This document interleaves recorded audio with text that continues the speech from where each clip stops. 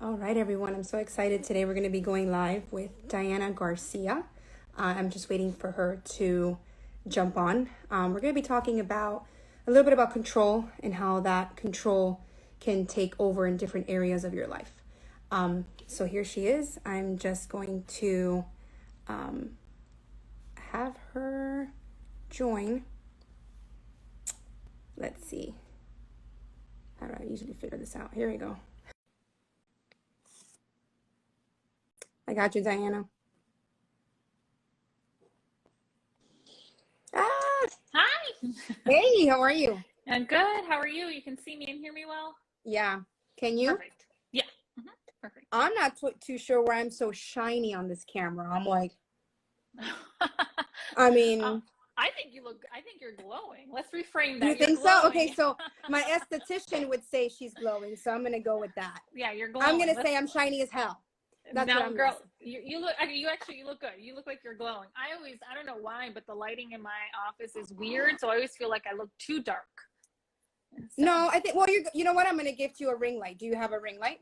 I do. I have one here on the side. No, it's So, gotta be in front of you. Like, it's but gotta, the glasses, then there's a ring in the glasses.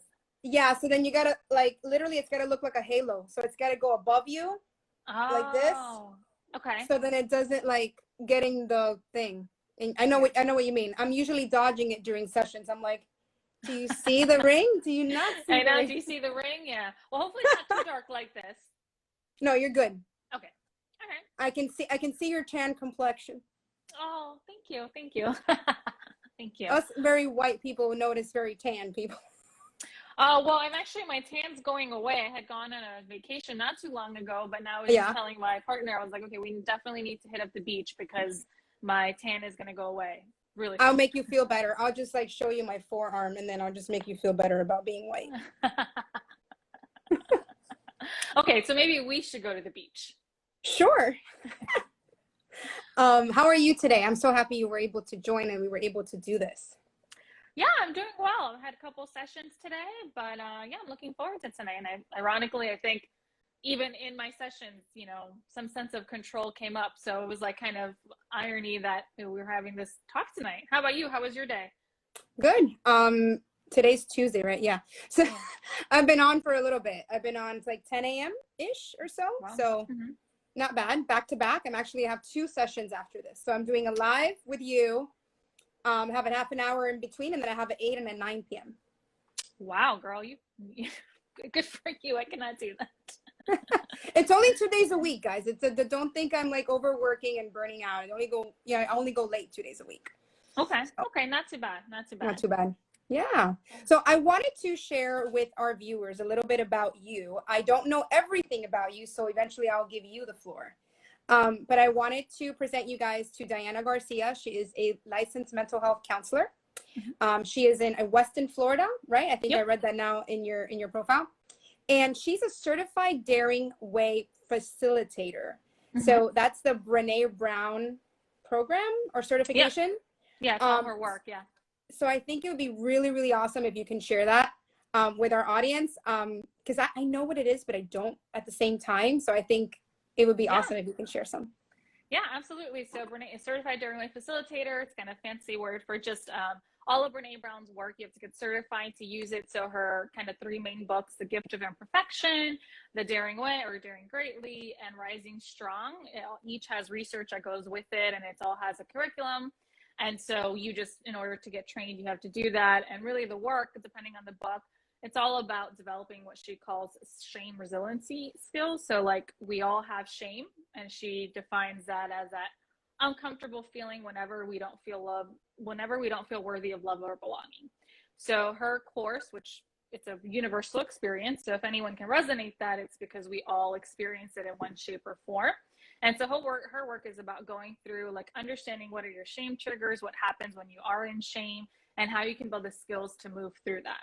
And then her other kind of curriculum, Rising Strong, is like, what do you do when you've decided to put yourself out there, take a risk, be vulnerable in your life, and then you fall flat on your floor. So, and it doesn't work out, because the reality is that if you want to walk into your values and live a meaningful life, there's going to be times when it just doesn't work out. So that's kind of it's based on kind of her 3 books. And then actually, ironically, her first one, The Gifts of Imperfection, probably Oh, I've read that one. Yeah, most relevant to kind of our talk, because in that, a lot of it too, there's like, one of her guideposts is like on perfectionism and trying to stay in control. But pretty much what that book is about is learning how to be more wholehearted. She has all these specific terms, but wholehearted living, and just really, again, living into your authentic self and what's true to you and what's getting in the way. So she has 10 guideposts that she guides you through on like how you can live those practices in your life. Wow. Yeah. How long did the certification take you, or how long is it? When I originally got trained, so you actually go like away, and I think it's like a 2 to 3 day program. So you actually go through and do the curriculum yourself. So it's actually really cool because you get to experience exactly what you eventually then teach and use with clients, because again, we all experience shame. So it's interesting to kind of go through your own process and then go and get trained. And then you have to do, I don't remember because it's been a while, like X amount of supervision hours after that. Okay. Once you're practicing the work and like making sure that you have a forum to really, process and make sure if you have any questions. But I think she actually stopped doing certifications. I don't really know why, but I think she's like closed down the ability to get trained. But we'll see. And she's actually coming out with a new book in November. I think it's called Atlas something. And so I'm actually excited to learn more about that book, because it's apparently that's all about emotions and emotional language and so forth. So I missed my shot at getting certified. For now, you never know. Maybe she might open it again. You never know, right? You never know. Yeah, I know. And maybe she'll, hopefully will maybe pass that on. So I guess there's other facilitators can actually train. That'd be really cool. I'm just throwing that out there. If this video ever gets to Brene Brown, you should have Diana be a trainer. And Thank you. Expand your program. It's just a business idea. Okay. Anyways. Yeah. So the topic of tonight, I know you and I were talking about it, control, right? Yeah. And how much that can really influence our lives in different areas of our lives, and how that is also linked to mental health issues or just mental health itself, right? Yeah. So where do you want to start? There's so many places to start. Do we want to talk a little bit about what control is, how it shows up? And maybe we can go from there.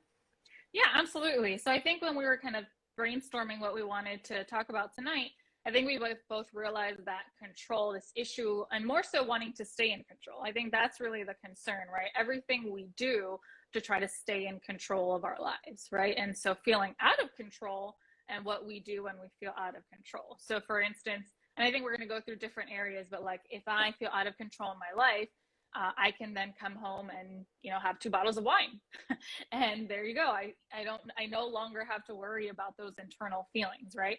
If I feel any sense of uncertainty about the future, right, I can think about every possible way to try to regain control and overplan and overthink and catastrophize or think of worst case scenario. So pretty much I think, of course, we all like to have some level of control because that feels comfortable. Our minds really work well when we know like we're in control, we have a solution. But when we're not in control, that's when we start to go haywire, or when we feel like we're not able to manage that feeling of feeling out of control. Right. And this is a question that I think is huge. And we were discussing it earlier. Do we really have control? So it's like the question of the hour. I mean, we have control, I would say, about some day-to-day things, right? I have control whether paper goes in my printer, right? Yeah. I have control whether I made this cup of tea.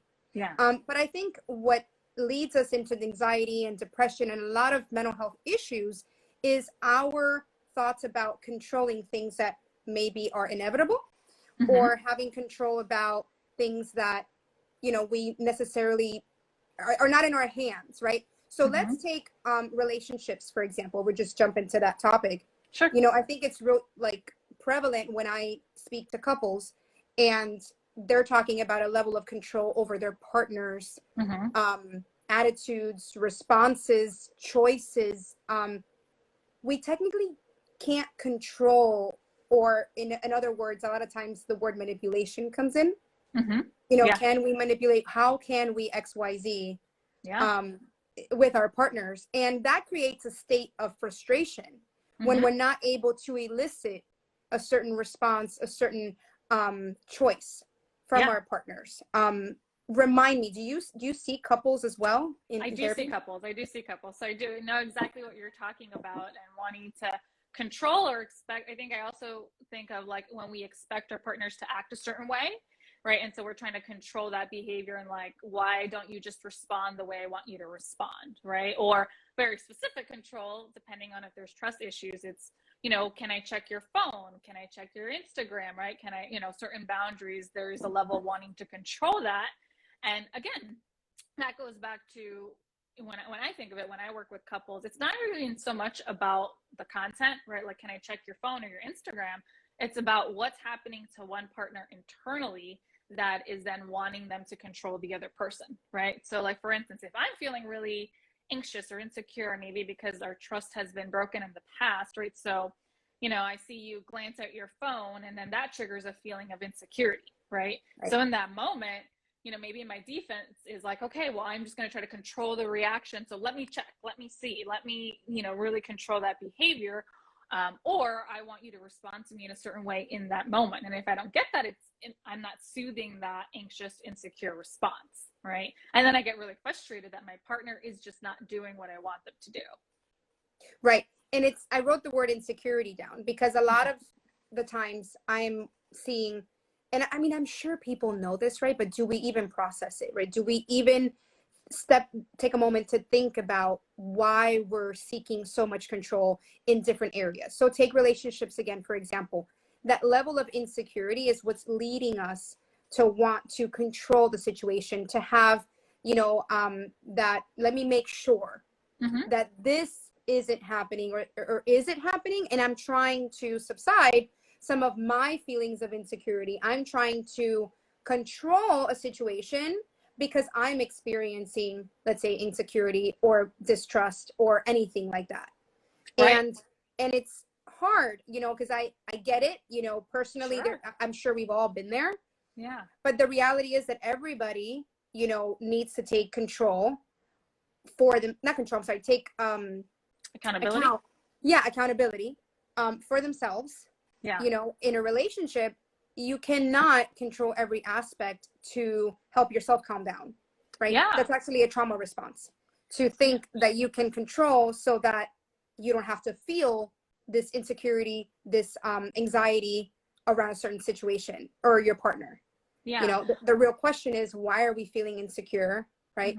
What's underneath all that that is leading us to want to control or to want to orchestrate, you know, how things a certain flow. Reaction. Yeah. Right. And I think, like you said, Maggie, it's, I think, this piece of like really digging deep into that insecurity, right? Because it's always kind of talk about these two processes with couples, right? The content. So we're fighting about, let me check your phone and I want to control it.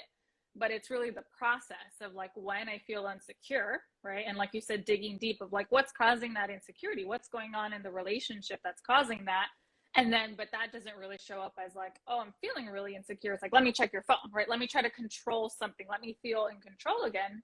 And then typically, in my experience at least, you know, most couples, that doesn't really sustain for a really long time, because then there's a reaction from the other partner of like, no, I don't want to feel controlled, right? I don't want to have that, you know, upon me. And then other stuff is showing up for them, and then they get stuck, right? So I think that's a really classic issue of when we think if it's a very easy, I can just control the situation and it goes away. But I'm like you said, and I'm sure we've all been in a similar situation where then it just goes haywire really quick, where we're not really digging deep into like what's causing us to feel the need to control. And in a relationship, how can I share that with my partner in a way to soothe it, right? So that my partner can then actually tap into what's really going on. Because it's not about the control over the phone, but like what's really going on for me underneath the surface, right? And what do I need from you? Like not concrete, let me check your messages, but what do I need from you emotionally, right? In that moment. Right. And what do I need and what isn't happening? You know, sometimes just real quick, we try to control, or we're trying to, I call it like, I'm going to build your castle for you, right? I'm going to set it up. I'm going to build the castle. I'm going to furnish it. I'm going to build everything the way you want it to be, or the way I think it should be. So you can just sit in it, right? And you can just live in it. And we're doing this because we're underneath all that avoiding facing the fact that maybe this is not the person we should be with, or maybe this person Mm. cannot give us, they don't have a capacity. It may not Yeah. even be that they don't want to, it just may not have a capacity. They Yeah. may not be in a certain stage where they can provide, or hell, maybe they just don't even have the same values as you. Maybe they're just not compatible. But we're trying so hard because we truly believe we should be with this person. We're trying so hard to control that we actually end up hurting ourselves in the end, because eventually you realize that you get tired of Yeah. doing that, because it's not a natural state to be in when you're trying to create something with someone that isn't joining you in the Yeah. creation, Yeah. real quick, I just want to say, if anybody has any comments or if anybody has any questions, I know we may have some viewers that are also therapists, which is pretty cool, because a lot of my following are fellow therapists, life coaches, anyone related in the healthcare field. It'd be great. You can drop that in the comments. And so I just wanted to open the floor to that, but I'm sorry, I think you were going to say something. No, I love that you kind of really tapped on this piece of like orchestrating a certain type of relationship. And so that also makes me think sometimes it's easier to focus on these concrete things. What can I control and focus on that issue versus not kind of digging deep and focusing on like, well, if I ask for my needs to be met and they can't meet them, then what does that mean? Oh, right. I don't want to look at that. So like, okay, let's focus on just giving me the phone and getting temporary relief, right? And so I really like how you highlighted that sometimes we are orchestrating something and we're using all these kind of control strategies, really what I call avoidance strategies. We're just avoiding what's going on underneath. And listen, we all do it. It's survival mechanisms, but sometimes it's really the work is recognizing like this is just serving as like a function to not really look at what's going on.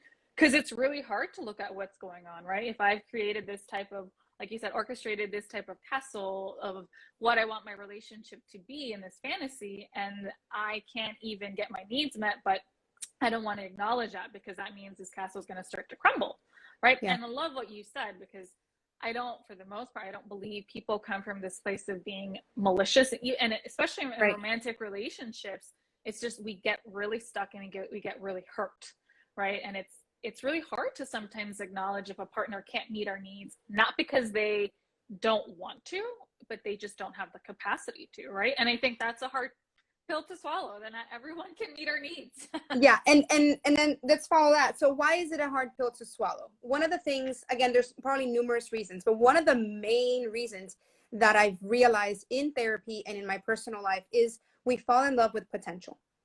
And we can fall in love with the potential of things, right? So we don't have to just fall in love with potential of a relationship. We can fall in love with the potential of even a career path we have maybe chosen, and we're not really suited, or we're just not realizing that it's just not going to work the way we think it's going to work, because we build this picture around what it should look like. And now we don't allow things to I guess flow could be the word, or at least manifest or grow into what they need to grow in organically. Now we're actually taking control, and it's like, I picked you. Let's go back to relationships. So I picked you. I really like you. So even if you don't meet my needs, I'm going to settle. Let's just say I'm going to build this castle. I'm going to furnish it. Like, what's your favorite color? And then we're going to put that in there. Like, look, it's really cool. It looks great for you, doesn't it? Don't you want to be here?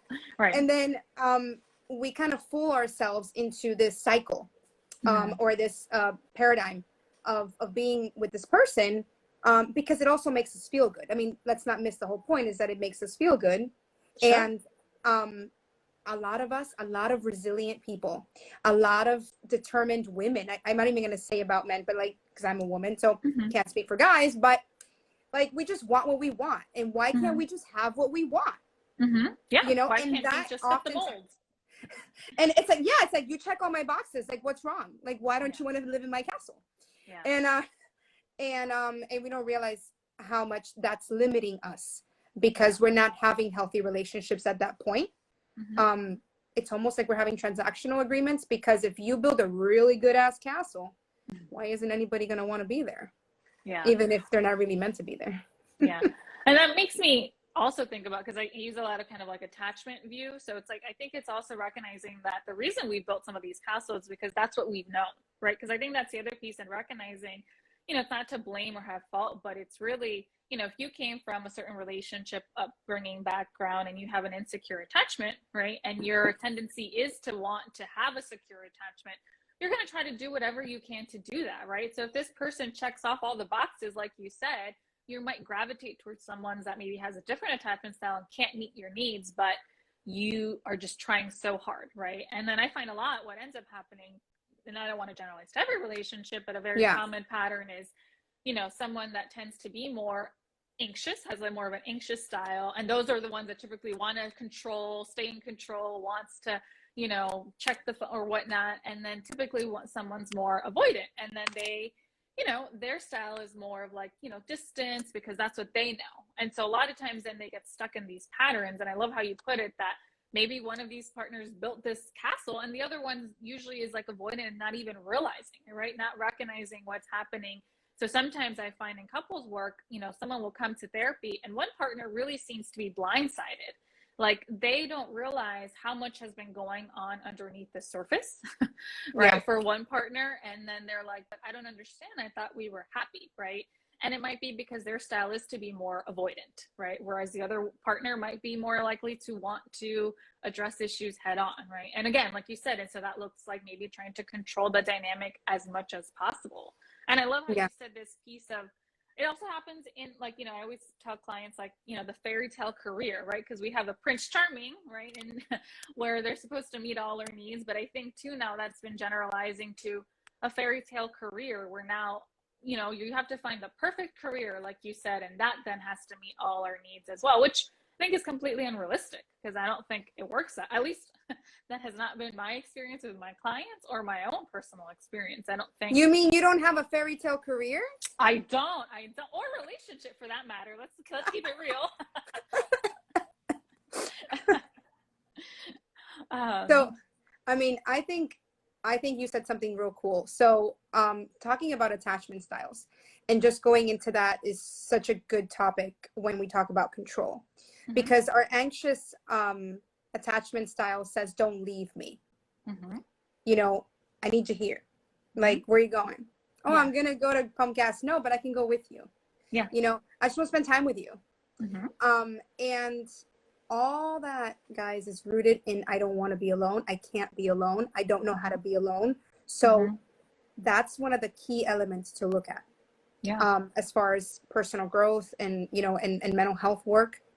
Why do we do that? Why are we trying to control situations to meet needs that aren't, why not be alone? Like that's the question. Like what's wrong with them going to pump gas and you're just going to wait 15 minutes for them to get back? That's the true question there. And I wanted to highlight from what you were saying too. If we are in a relationship, and again, going back to that metaphor about the castle and everything, I'm not saying that it's wrong to construct, right? Because we build together. It's not a thing that you can build 80% and they build 20% sometimes. Like that happens, it's never perfect, right?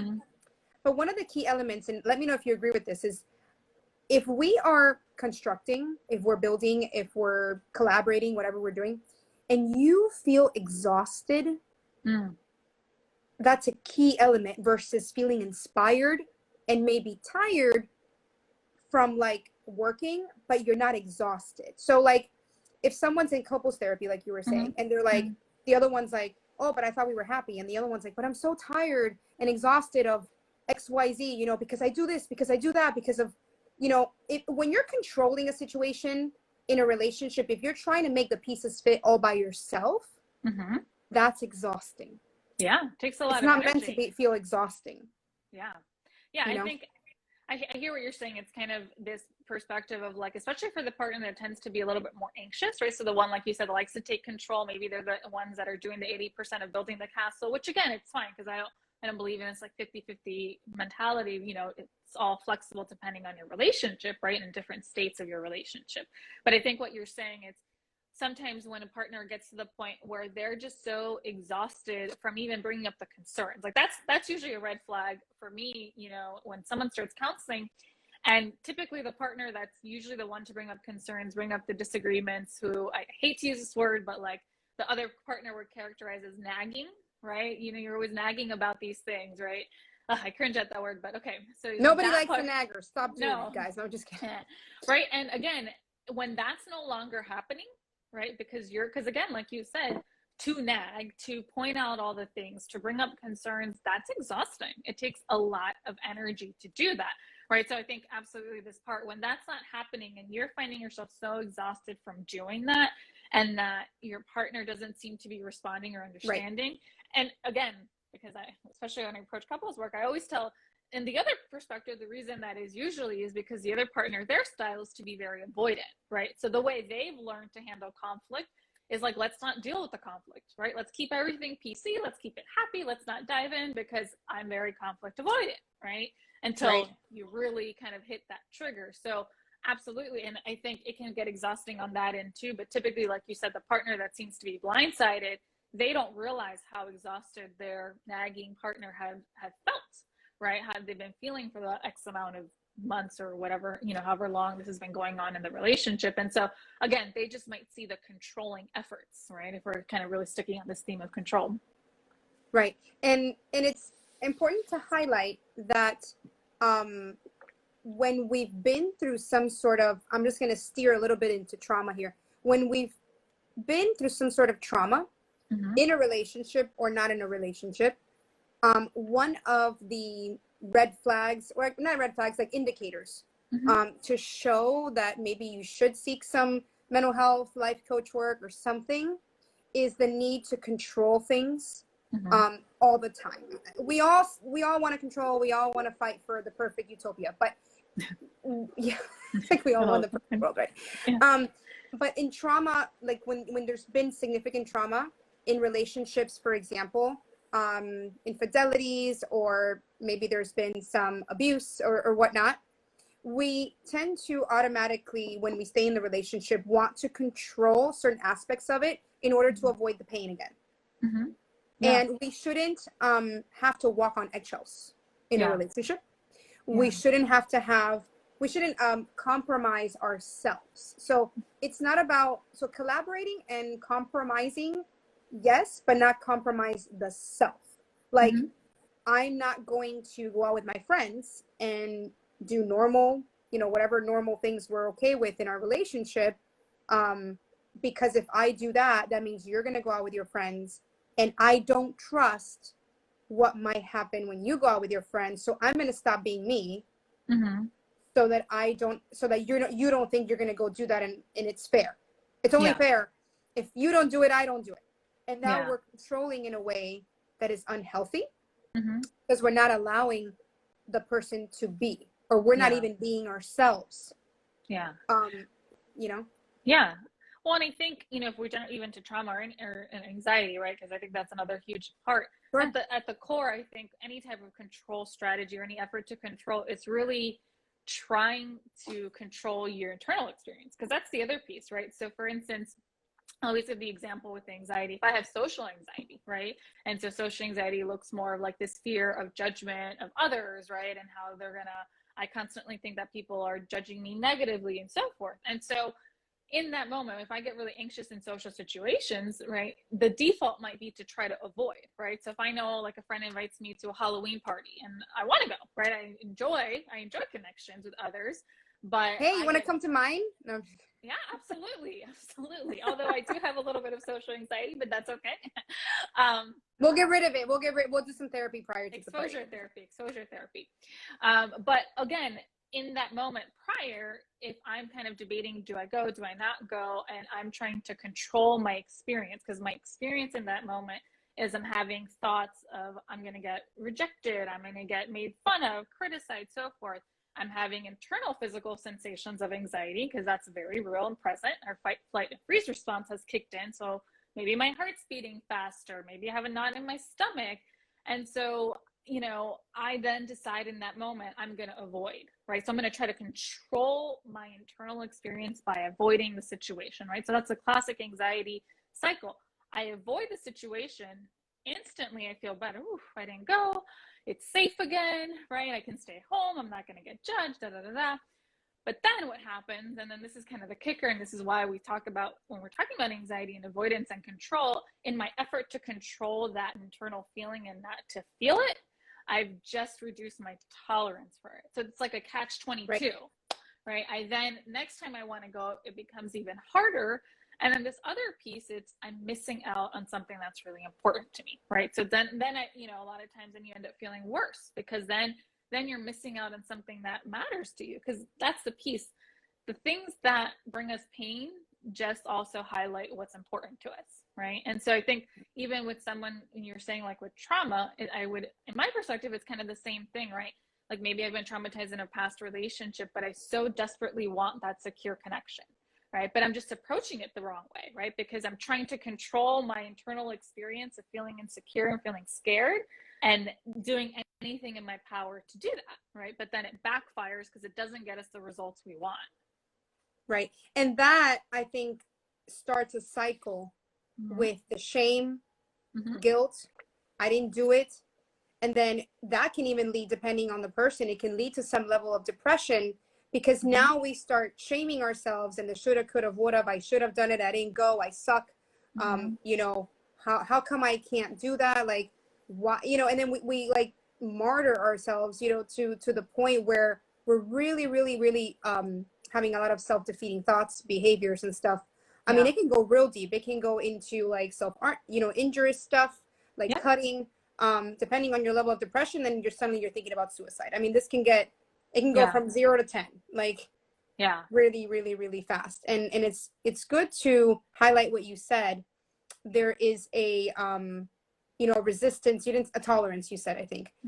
There's a tolerance we're avoiding to develop. Yeah. So the things that cause you a level of uncomfortability, they, number one, yes, need to be looked at. There's a level of awareness that we should, have, and maybe say, hey, how come this is making me uncomfortable? How come I'm having this anxiety around this event or whatnot? But avoiding it doesn't necessarily get us any better. It's like, it's instant relief, but it's not really going to teach us anything. Because we're not going to get to endure from the situation. So it's best to again, seek professional help. Maybe you don't even need professional, maybe it's just a friend that you get to talk to. I mean, it depends on the level of anxiety. It may not be that serious. But that applies to everything, across the board.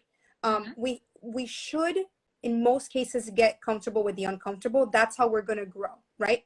Unless there's some major mental health issues, guys. I'm not talking about schizophrenia, schizoaffective. I'm not talking about stuff that like bipolar disorder, where you need medication. I'm not saying be uncomfortable and live in your bipolar without help. Okay, I'm not saying that. But I really think it's important for us to highlight that, because we all have the capacity to grow. No matter where we start. Even if we have limited resources, I mean, literally with internet and so many things, we can start small and eventually get the help, so that we don't have to feel like we need to avoid, like you said, things that we really wanted to enjoy. And I love what you said, this piece that, getting comfortable feeling uncomfortable, because I think if you really look back, that's probably the core of a lot of mental health issues, right? It's getting comfortable feeling uncomfortable. But let me also say, a lot easier said than done, because it's really hard to get comfortable with the uncomfortable, right? So there's this saying in this type of therapy, it's not so much about feeling better, right? Focused on the better. It's more so on focusing on feeling better. So noticing on how you can learn to feel things better, right? And so instead of focusing on feeling better, it's on how you can learn to feel things, the realm of things better, right? Change your relationship with different feelings that are uncomfortable. But I say it's an ongoing struggle, because I know for myself, even though, right, it's kind of, we might have the knowledge, but it's really hard sometimes to apply this perspective of, getting comfortable, feeling uncomfortable. And that's why it's easy sometimes where we default to our control strategies, like whatever we do to feel better in the moment, right? I think, like I mentioned earlier, like when I think of substance abuse, right? I worked in the field of substance abuse for a while, and I think you have too, Maggie, where it is this piece of, that's one of the cores, feeling comfortable, feeling uncomfortable. But when you've been using a substance to numb for so long, for so long, right? Where you haven't felt any uncomfortable feelings or very minimal, to do that, that's a journey in and of itself, right? It's really hard. So I was writing, by the way, I sometimes look like I'm looking to the side because I have my laptop open. No worries. And I'm writing things down as you're talking so that I don't forget them because I think they're huge points. So just going back and going full circle on the control topic and getting comfortable with the uncomfortable brings about the topic of change. Who has not resisted change? Everybody does, right? Yeah. Everybody at some point has avoided change or does it all the time, or is like, nah, we're not gonna do it today, we'll do it tomorrow. Yeah. And the do it today, do it tomorrow sits there for a whole year. Just because, again, it's uncomfortable. But let's highlight a little bit why it's uncomfortable. Kind of piggybacking up for what you said. Whatever's familiar to you is going to be comfort. Yeah. And whatever's unfamiliar is uncomfortable. That's just easy way to kind of put it out there. However, we must evaluate if the level of uncomfortability or what we're feeling uncomfortable with is necessary. Is this change? Is this new partner? Is this new job? Is this career change? Is it whatever it is, making me feel uncomfortable, but for the right reasons? Right. Because I'm in a path of growth and this is just away from my familiar. And is my familiar, let's say like in substance abuse, is my familiar a problem? Is heroin a problem? I think it is. And so usually indication, yes. Even though it's a comfort for me because it's how I numbed based on my traumatic history whenever I'm triggered about my sexual trauma. Let's just go there. Let's go real deep, and this is something that made me escape because I'm living on anxiety 24/7 and this downer helps me relax. Right. Yeah. But now I'm met with a healthy environment. I'm met with sober people, clean people.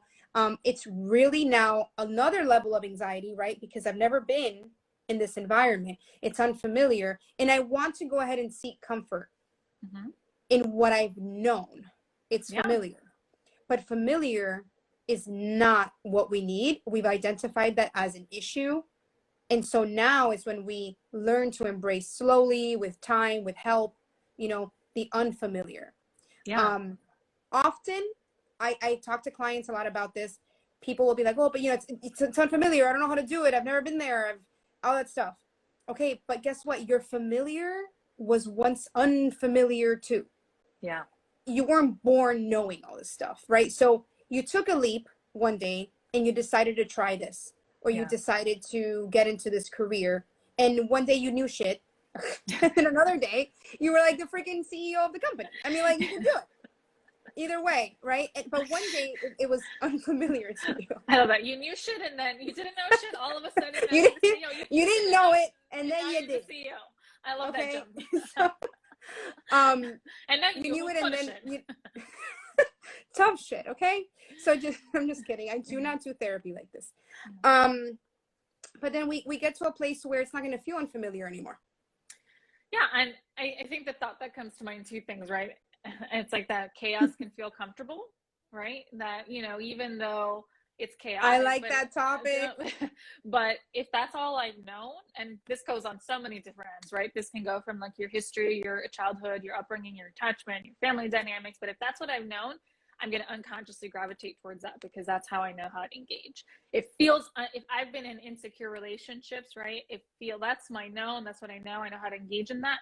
It can actually feel even scarier to be in a secure relationship. Like, what? Like, I don't know how to do this, and this is really scary. So I think, that's the thought that comes to mind when I think of, substance abuse and all its different realms. And I want, again, kind of go back to this piece, like you said, the reason the substance is there is because it's helping in some way. So that's the other piece too, because I think too, I have so much compassion for individuals who are struggling with that, because it's recognizing they're just doing what helps them get through. Right. Mm-hmm. And we all do some form of that. Right. And it's really, really hard sometimes. Like you said, if you have a history of sexual trauma, yeah, it makes sense to me. Yeah, I hear you. Right.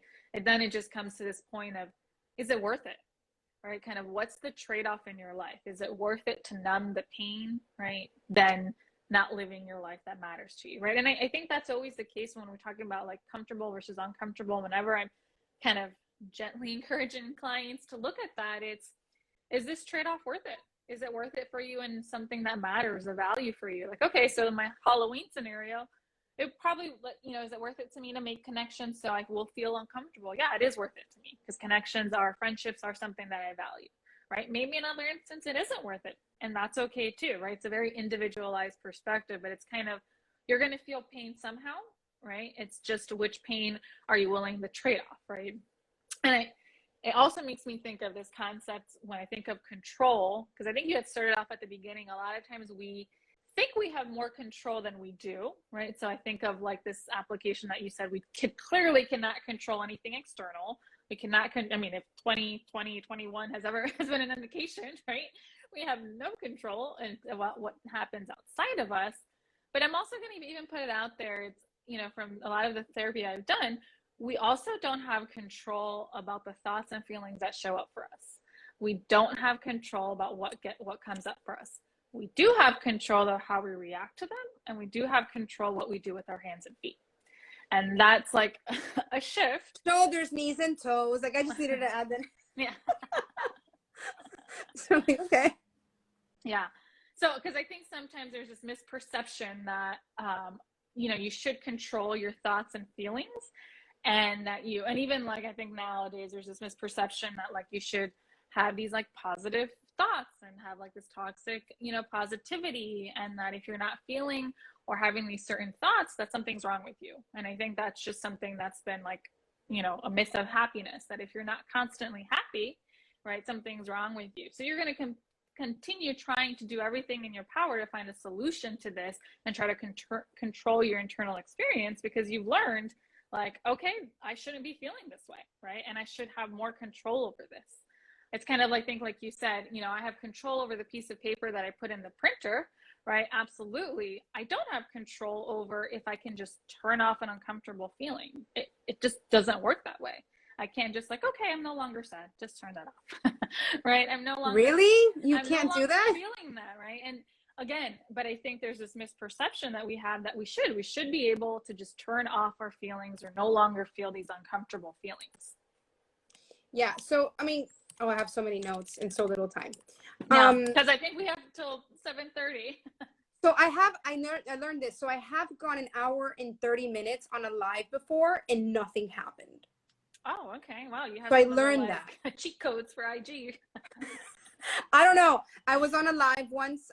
It was not my page, but it was about an hour and a half and nothing happened to us. So I was like, hey, that's Okay. pretty cool. Not that we're going to do that, guys. We're not boring you here, but I have a few things to say. So Yeah. you said chaos can feel comfortable. Mm-hmm. Then you talked about positive thoughts and we talked about compartmentalizing. Like, yeah, I went all over the place. No, it's fine. I like it because there's so much I can say about all of it, but I want to go back real quick to the my quick comment on positive thoughts and how we have this perception that we should always think positive. Like if you think positive, nothing bad's going to happen. So Dr. Amen, whoever doesn't follow him, he's a psychiatrist. I think he's a psychiatrist for like a lot of the celebrities and stuff like that. And it's Amen, like amen, like the church, Amen. And he talks about real versus positive thoughts. So he's like, I want you to be in a realistic mindset. And the way that he explains it is, if we are always thinking positive thoughts, they're unrealistic. Because, for example, I'm going up a mountain and I don't realize that on the way down, I'm going to crash. But I'm thinking positive thoughts. I'm very positive of how this experience is going to go. And you crash and die, right? Like, we're not going to do that. We're not going to lead ourselves in positivity where it's like unrealistic, That's right? delusional. So he talked about, about being real.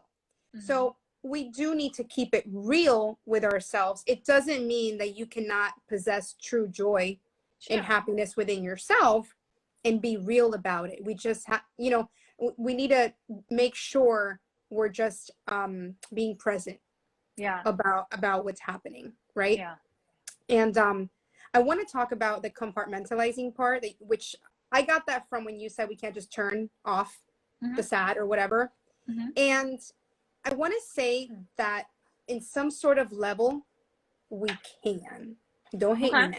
Hold on. That's okay. We can have different So, schools of thoughts. well, because I've seen it done and because I've done it and it's not healthy. Oh, okay. So let's clarify.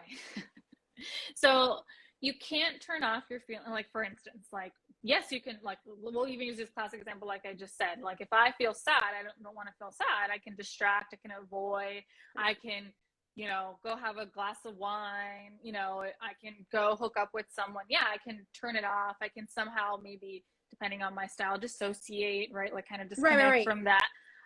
Now, when I say you can't turn it off, that feeling isn't, you can't just get rid of those feelings. Something's going to happen to that feeling from just the way feelings work, and we really need to feel them to get through, but also long term, right? So I always tell clients, like short term you can get rid of an uncomfortable feeling, long term it's going to come back. They always come back, because we're not wired to constantly be on this, comfortable, positive feelings, right? And usually, after a while, that's going to show up in some way, shape, or form. Like and I always go, and we all do it. And I want to be clear, like we all do it. We all have these moments where we avoid and distract and so forth. We don't want to feel. That's fine. It's just really more so to what degree and what severity, and recognizing like, okay, I might turn it off now, but at some point I'm going to have to deal with this. At some point, this is going to come up. I just can't avoid it. I mean, again, that's been my experience with my clients. Yeah, that's what I was gonna say. So it's like we can temporarily avoid it. We can definitely do that. Mm-hmm. And then it'll just surface back up again at some point. So I've had clients who have buried away things for 10, 15, 20 years. Mm-hmm. I mean, they've successfully got rid of it, right? And they put it away for so long. And then all of a sudden, I tell them it's gonna happen to you when you least expect it. You think you're over it. You think you're over the relationship. You think you're over the trauma. Oh, I'm good. That was like 20 years ago. Okay. You're sitting at a stoplight and this red Mercedes pulls in and they rev their engine. And it just so happens that the way they rev their engine triggers the way that whoever you lost revved their engine. And all of a sudden, that's it. You're done. Now you're in a freaking pool of tears. Mm-hmm. And that door got opened. That little box we hid, that little box that we threw in the ocean, just all of a sudden resurfaced, and now we're flooded. Yeah. So going back to that is like, guys, do not do that. Do not lie to yourself and think you can control your way to avoiding something, especially as significant, let's say, of grief and loss. Yeah. Or a huge significant relationship, or a huge job loss. I mean, anything. Yeah. Don't fool yourself into thinking we can use tactics of control. Mm-hmm. That will in the short term, like you said, give us a feeling of I'm okay, I'm gonna numb, I'm going to escape, right, because eventually we're gonna be sitting somewhere at that stoplight and we're gonna get reminded, and we really didn't forget. It always comes back up. And it makes me kind of think of two things, right? Because I think for some clients that are really good at that, it might show up in what we talk about, like really like somatic or physical ways, right? So maybe it might show up in like just constantly getting sick, or just like constantly having stomach issues, right? That are unexplained, right? And not that they're lying or any way, shape, or form, but that, gosh, they just keep having these like bodily symptoms, right? So again, it's going to show up that way. That's kind of what comes to mind, especially the people, like you said, because there are people that are really skilled, and you do that to survive. You do that to survive, and that's what you had to do to survive, and that makes sense, right? But in my experience, when you're really good at that, it still shows up, especially in your body, because your body knows, your body doesn't lie.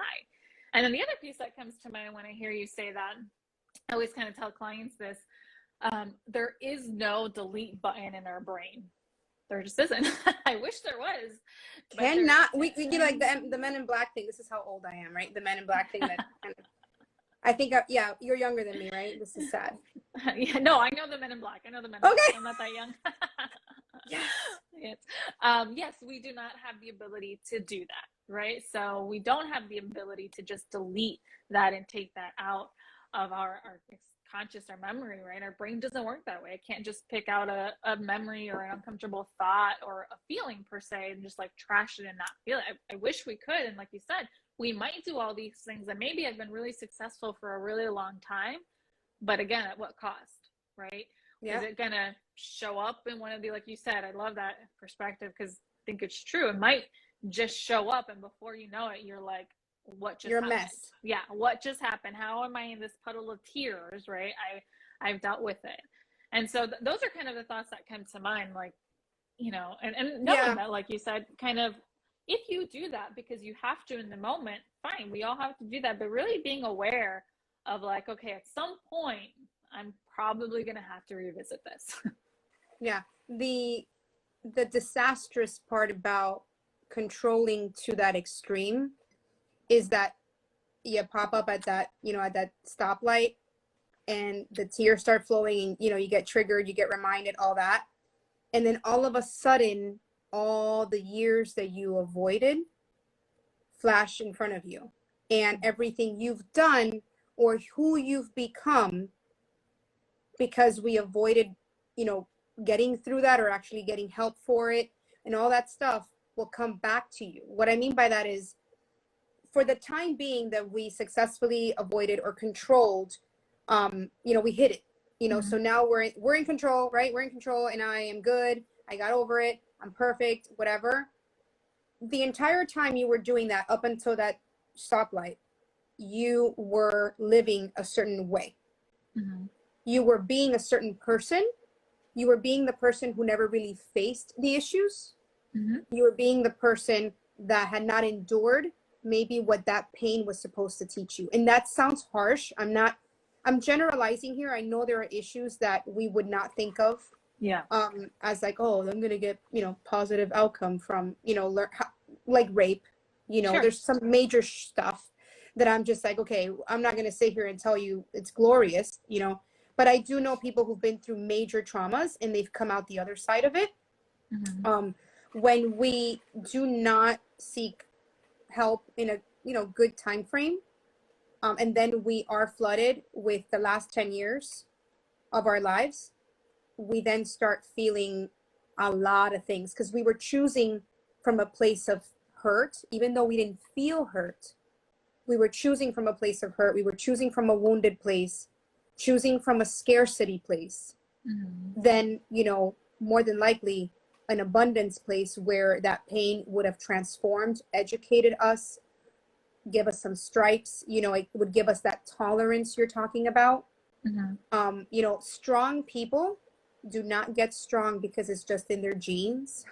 You know, they get strong because they've been through crap and they've made it out the other side of the crap and they've learned from the crap. And then they're like, okay, I have a tolerance and I have a wisdom that comes from that. So there is a transformation that we can gain from facing, you know, some of that pain sooner than later.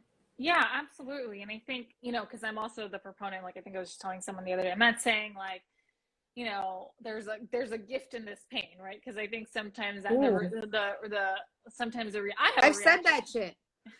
I have a reaction to that, right? Because my reaction gets to like, no, I don't want to, right? Because that comes from my place of like, that comes from that I shouldn't have this pain. I should, you know, it's not fair and so forth. So, you know, because again, I think sometimes the innate reaction is no, right? And so sometimes I have to step back to that and more like, okay, and this kind of comes into this radical acceptance concept, right? It's, you know, the things again that I don't have control over, right? So I don't have control, maybe even if we look at a trauma that clearly I had no control over and happened, right?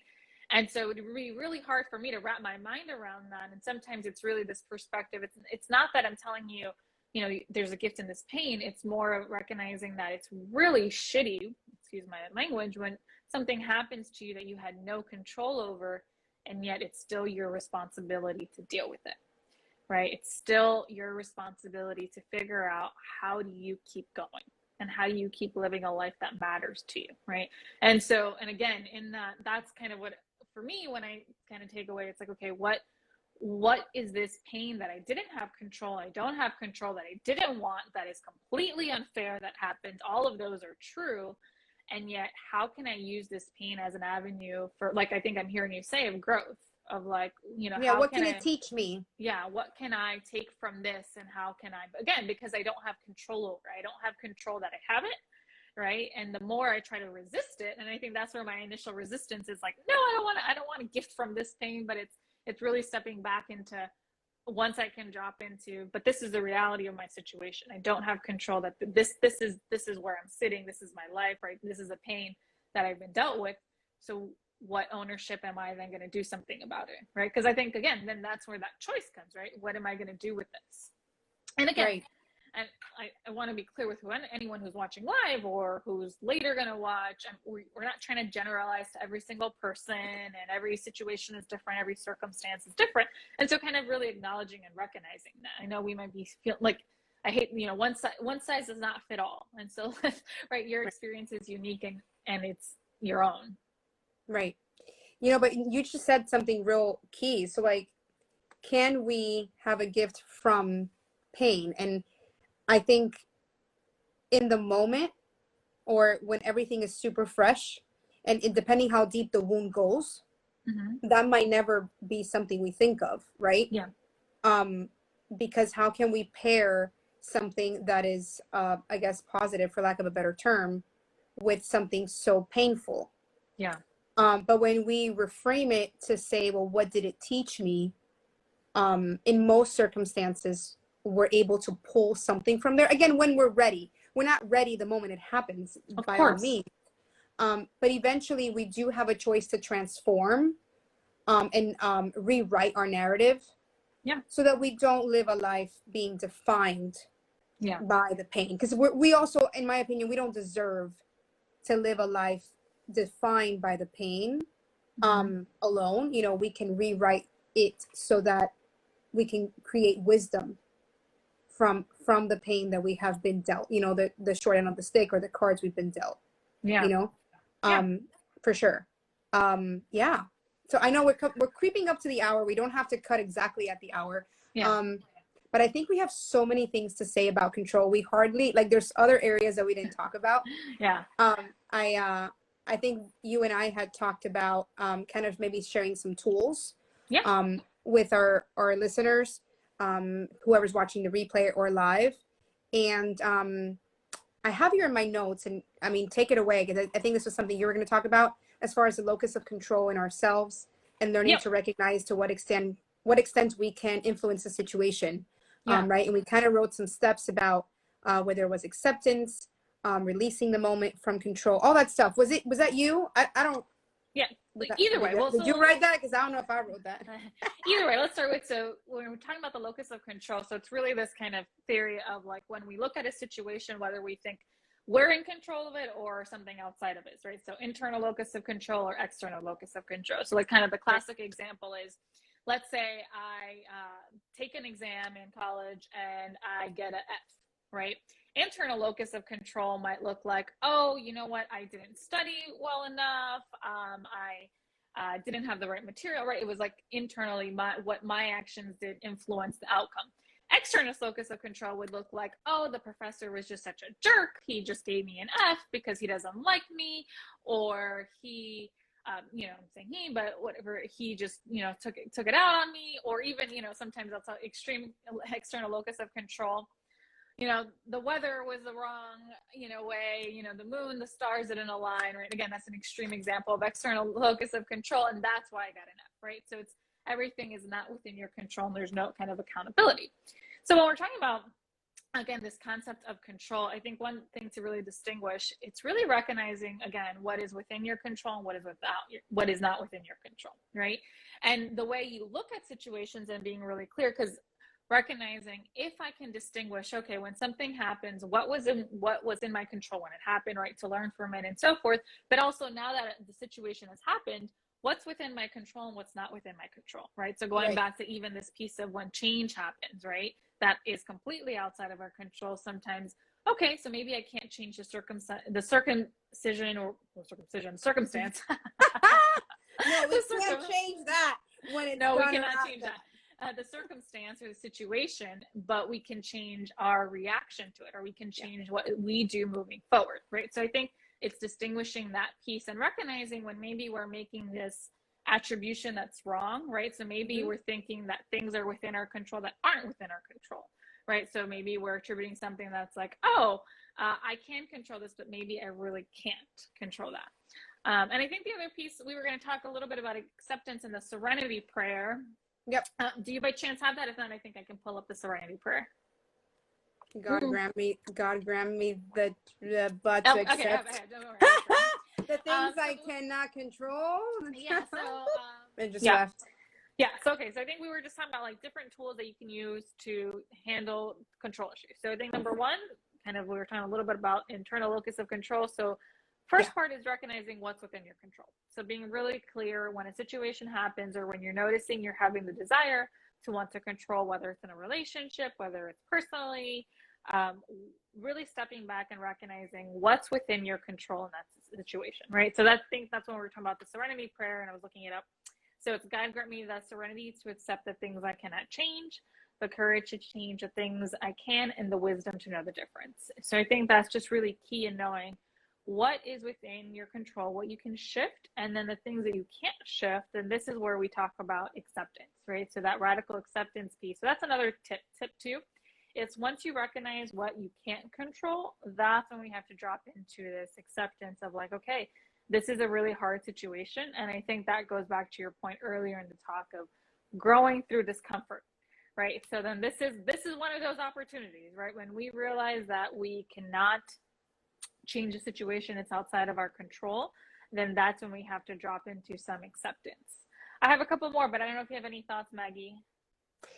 So I was just kind of like gonna pop in and say that when we realize the difference between what we can and we cannot control, then it's just really, really good practice to think about why or what is it about what we were controlling, why we were feeling the need to control XYZ.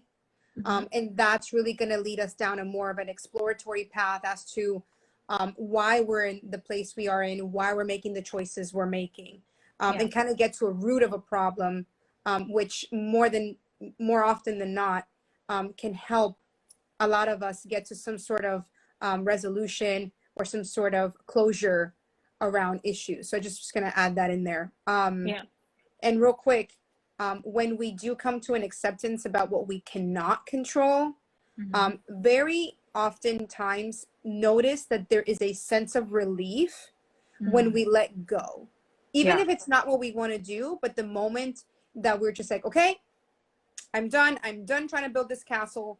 I'm not going to do this by myself. It may not be what you want to do, but your body will show you that there is a sense of relief, like a weight's been lifted.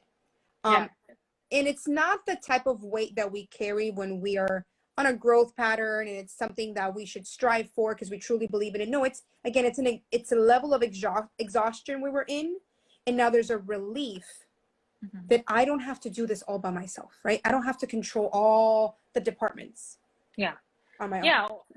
Or I think even too, when we think of like individually, if you let go of the struggle with whatever you're trying to resist, right? So you let go of the struggle of that. It's almost like kind of you're in a wrestling match with this pain, and what you're doing is you're trying to control so much, and so you're like kind of going back and forth and wrestling, but you keep getting sucker punched. And so it's almost like I'm thinking when we let go of the resistance and we're like, okay, we're no longer engaging in that wrestling match, right? And so I think that kind of resonates with me when we think of kind of dropping that struggle, whether it's in a relationship or even individually, right? Letting go of that struggle with not having the anxiety and not needing to control it, or substance abuse, or whatever situation, right? Trauma, letting go of that piece. And so that resistance, I think it's what you're talking about. It's when you drop into, okay, I'm dropping the struggle, that's when I feel some of the relief. Not the relief that the pain goes away, but the pain of like trying to struggle so hard not to have it, right? Or like you said, in a relationship, trying so hard to keep this castle, built a certain way when maybe you realize it's not really meant to be that way.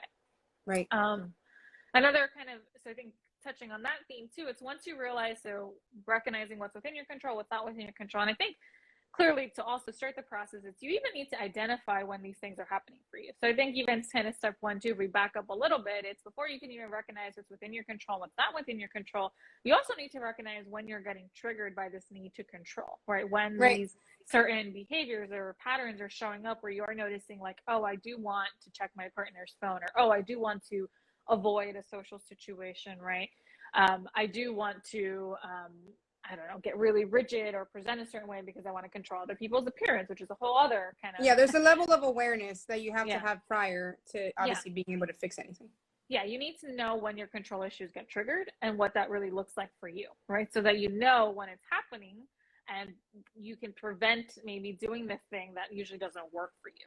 So I think that's the other piece. But once you know that, and once you know the difference between what you can control, what you can't control, clearly focusing on what you can control, the other piece then is dropping down to, and I think this is what you were talking about, the root of like, okay, what's causing all these? I think the other part, it's also dropping down into what we call like self-soothing, right? So what do you need to do to cope in that moment with these uncomfortable thoughts or feelings, right? And then that, you know, that opens up a door of like, there's so many different tools you can use depending on what works for you. But again, the core, it's like really what you need to do to soothe that uncomfortable feeling, right? The thing that was causing you to want to control. Okay, now you're not controlling anymore. So now you have to drop into like, okay, what do I need to do with this feeling or this thought? How do I get through this? How do I move? Right. So self-soothing. And one of my go-to tends to be, I like a lot kind of this self-compassionate piece. So being more self-compassionate when you're struggling, when you're having a difficult experience or emotion, and dropping into that compassion for yourself. It's a really quick way to think of that. It's, you know, how would you talk to a friend who was going through something similar, right? What would you tell them if they were struggling with something like that? But again, there's a range of different ways that we can soothe or coping tools depending on just kind of what works for you. Right. Yeah. Everybody, like you said, I think earlier in the part 1, you had said that not one size fits all. Yeah. So not everyone's formula for, you know, recognizing their need to control or how to manage what we're trying to control, the reasons why. Everybody has a little bit of a different ingredient. There are some basics, obviously, that can work across the board for most people, but we're going to have some discretion around how each toolkit can be designed for each person. Yeah, absolutely.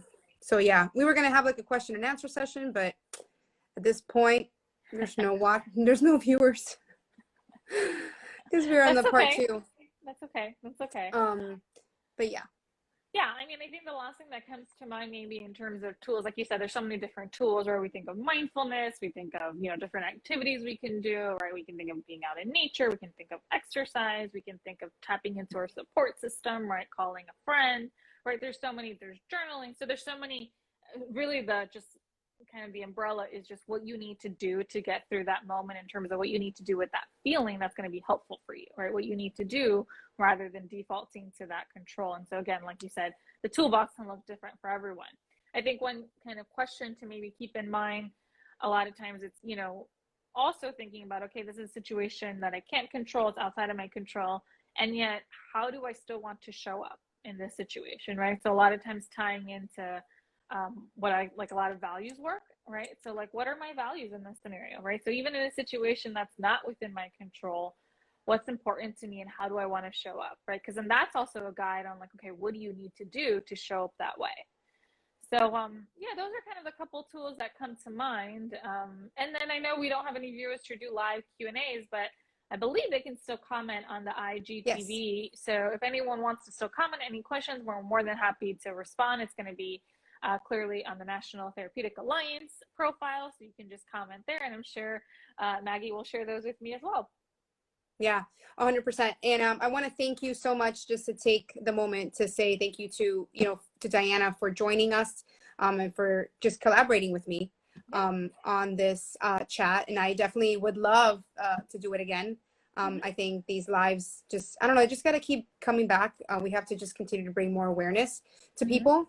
Sometimes people don't even realize what therapy could be.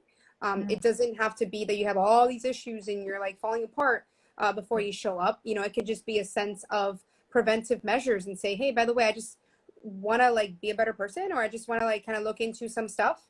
And I'd like to discuss it with a professional. Like it doesn't have to be your world's falling apart so that then you come and seek help.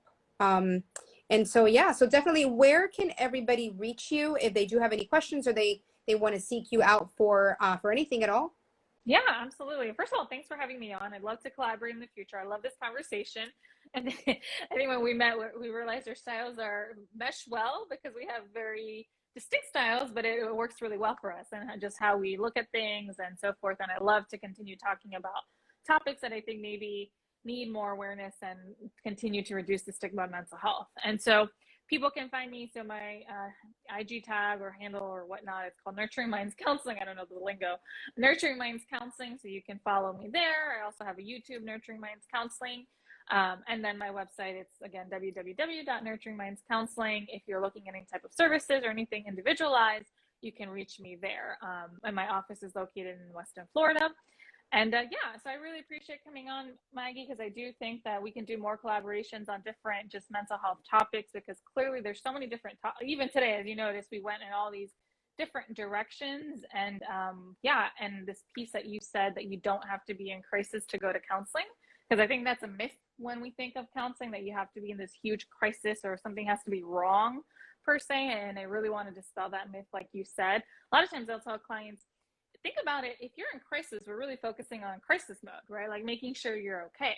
If you're not in crisis, that's actually when we can do some like real good work, because we're not focused on this crisis situation. We can actually really help you figure out, you know, like you said, growth, what are your values, what is the type of life you want to have, but really help you figure out what do you do when a crisis comes, because life happens, right? Like you said, again, what we can't control. And so it's a really good time to really explore what can you do to really make sure like you can handle when things happen in life.